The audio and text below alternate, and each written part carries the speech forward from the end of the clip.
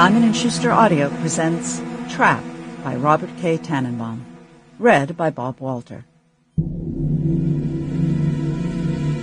Prologue.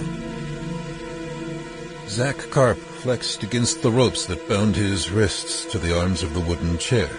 It did no good. He kicked his legs, grunted, and gasped. The veins in his muscular forearms and one in his forehead bulged from the exertion. With a curse, he gave up, his breath coming out in white clouds of condensation in the frigid air.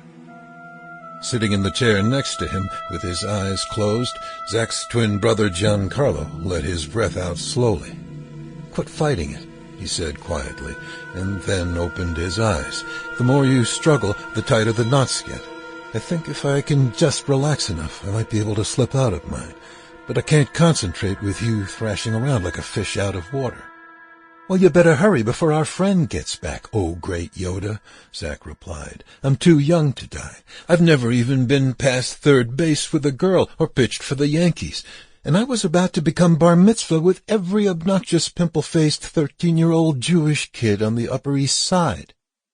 Giancarlo couldn't help chuckling at his twins' dark humor, despite their predicament.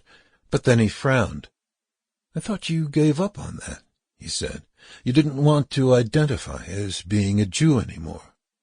As Giancarlo spoke, he studied his older brother's handsome face with its strong Italian features and coloring of their mother, Marlene Ciampi. He knew there was some bruising on the other side of his face from blows he'd received from their abductor, but Zack was a tough guy and not about to acknowledge that it hurt. He was Giancarlo's elder only by a few minutes, but all of their lives he'd been first in many ways.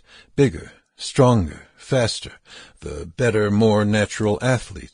He'd also been born with the fiery temperament of the Mediterranean side of their family, which sometimes worked to his advantage, such as making quick decisions and following through without hesitation, but had also landed them in hot water on occasion, such as now, Giancarlo thought. Giancarlo had the more delicate visage, still leaning more toward their mother's Sicilian ancestry than their father's Slavic roots, but more refined and paler than his brother. Although an average if determined athlete, he also played a half-dozen instruments, from the violin to the accordion, and schoolwork came easily for him. Zack was no slouch when it came to brains, even if he sometimes acted before thinking, but Giancarlo was decidedly... Sample complete. Ready to continue?